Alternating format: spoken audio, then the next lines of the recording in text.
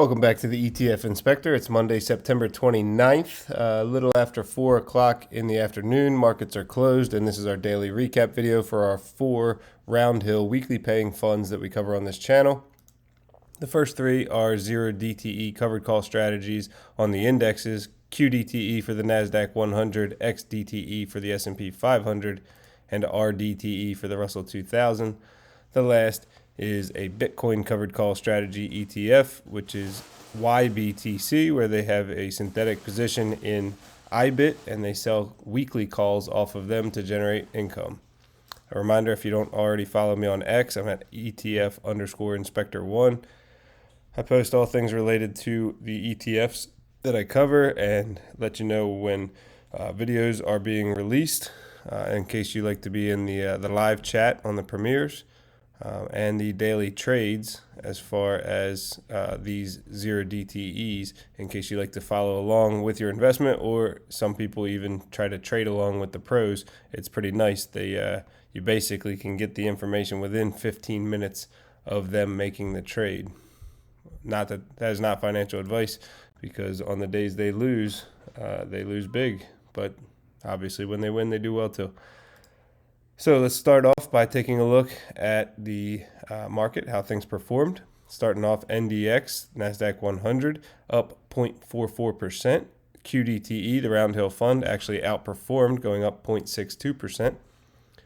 SPX, S&P 500, was up 0.26%, and XDTE, the Roundhill fund, outperformed, up 0.34%. Russell 2000 was up just a little bit, 0.04%, and again, the Roundhill fund outperformed, but just barely, 0.06% up.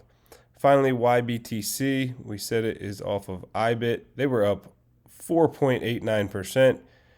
YBTC was not able to keep up in that case, only going up 1.77%, and I'll be able to explain to you why that is in the later portion of the video. So we'll start with the trades. QDTE coming first in our lineup. They sold 395 calls with a strike price of $24,730, expiring today. That's what 0DTE means, 0 days till expiration. Collecting $26.18 per share, or over $1 million premium collected. NDX closed at 24,611. That's well below the 24,730. So there is nothing that has to be paid out to cash settle these, and it results in a first day's profit of $1,034,110. When we look at the holdings within the fund, what they do is they buy deep in the money calls. I highlight them in purple just to help you understand what you're looking at on the screen. Each of these are deep in the money calls that they are long, they've purchased, and then they sell calls on a daily basis off of those to generate income. So they go anywhere from this December 19th all the way out to next December 18th. Then they've also got money in government obligation funds and weekly T-bill ETF of their own, kind of double dipping there. And then cash and other, in this case, is negative. The most recent holdings upload would have come after everything settled out on Friday, and Friday is the day that they paid our distributions. Assets under management, or as I've got it labeled here, net assets, just under $960 million. There's 27,110,000 outstanding shares. So at the start of the day, the NAV was $35.41. Obviously, if the underlying goes up, the share price is going to go up for the fund as well. Most recently, last Wednesday, they declared, and last Friday, they paid 20.3648 cents per share. That comes out to close to 30% annual yield. The next declaration is this Wednesday, the 1st, so 2 days away.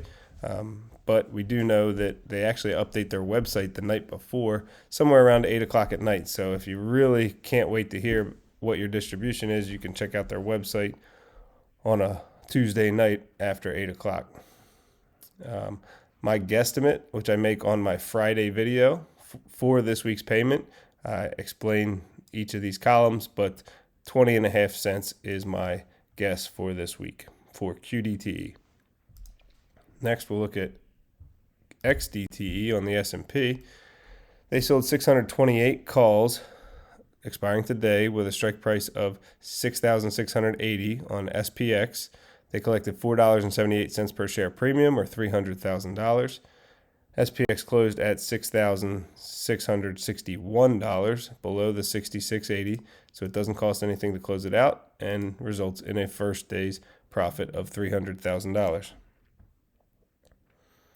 One change in the holdings from the most recent video, Friday, is they did sell or close out 2 of these deep in the money calls expiring in December. So they dropped from 393 down to 391. That's why I've got that -2 there, just so I could remember to tell you about it.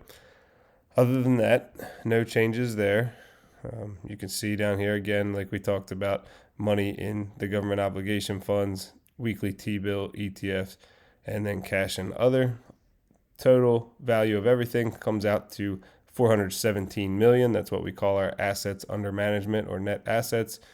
Outstanding shares is 9,475,000, and our NAV at the start of the day was 44.03.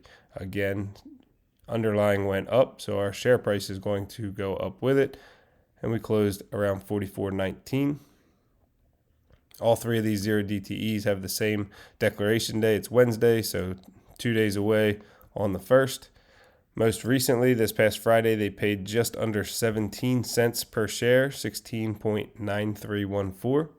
And my guess is, I made a bold guess here and said 20 cents for this coming week. So obviously I could be high, and it could be a little closer to that 16, 17 range, but hey, it's just for fun, right? All right, next we've got RDTE. They sold 670 calls on the Russell 2000 with a strike of 2,445, collecting $2.19 per share premium, or $146,000.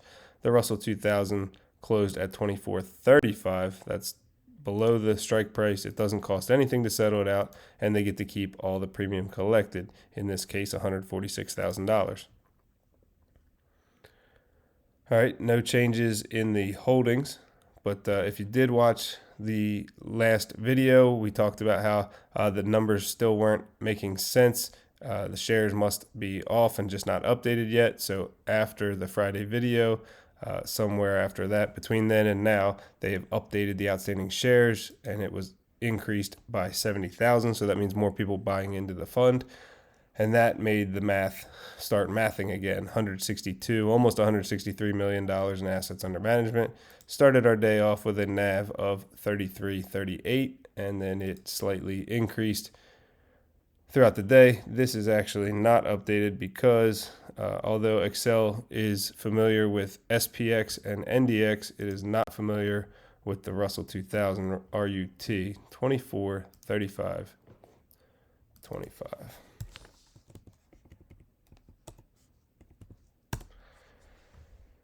And what do we say that was? I forgot to do this. 0.04. So a very slight increase. And these, even when it does automatically populate, usually this early in the evening, it hasn't settled out to the final correct price yet. That's why I show you your price from here. All right, most recently on Friday, they paid us 19.2618 cents per share, or close to 30% annual yield. And my guesstimate, again, guessing a little high, I think they're going to pay around 22 cents and announce that this coming Wednesday. There was no changes in the holdings, so everything stayed the same there. All right, and then finally, YBTC. It's a little different. They don't give us access to their daily trades.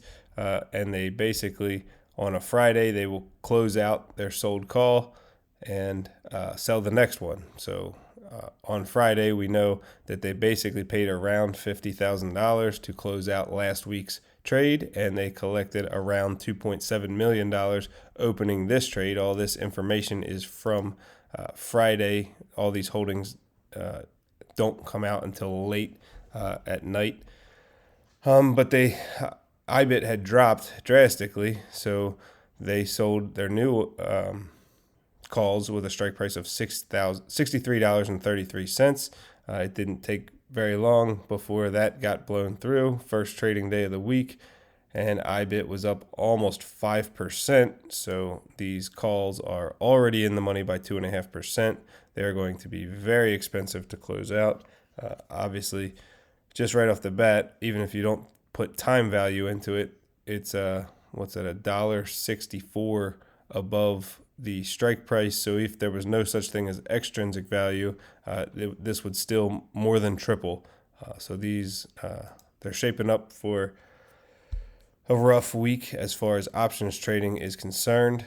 On the flip side, they're synthetic, slightly different. The other one's just by deep in the money calls. These actually create a synthetic combo where they buy calls at 66.70 and they sell puts at 66.70. So if the stock drops below that, this value ends up going stronger negative, and if it goes above that, it goes higher into the positive. So this is not updated for today's gain because, again, the holdings download doesn't come out until late tonight. But so we know as of when the day started, this thing was going to cost $23 million to close out, which obviously you'd like this to have value, not cost money.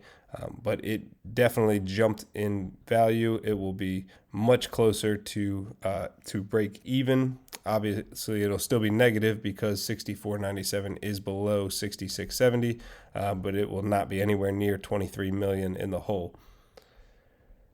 All right, they've got $316 million in assets under management, 7,310,000 outstanding shares. The NAV at the start of the day was 43.34. Obviously, they had a very nice increase with their underlying going up, but the reason they were not able to keep up is because they're basically, once the stock price ran beyond the 63.33, now this is increasing in cost to close out dollar for dollar as their underlying is increasing in value. So they're not getting to capture that increase in value because right as this is going up, this is costing more money to close. So that's the reason on big jump up days where your fund's not going to be able to keep up. All right, last Thursday, they pay on Thursdays. They paid just over 41 cents, and my guesstimate is pretty close to that, a little higher, 41.2680 cents. And they announce on Tuesdays, so tomorrow, one day away, the 30th, and so technically tonight around 8 o'clock, we'd be able to find that information. Okay, and then the last but not least, I do keep track of WPay. But my most recent little just update all the shares, see how much money they collected, and guess on a payment, didn't come close. So that calculation came out to about 55 cents, and they announced today 88 cents. So the WPay people are probably nice and happy if you own them. That's going to be their highest distribution yet. They're pretty new. They've only done a few, but they're looking good. So that's all I've got for you. Thank you for watching. Keep an eye out for tomorrow's posts, and catch you in the next video.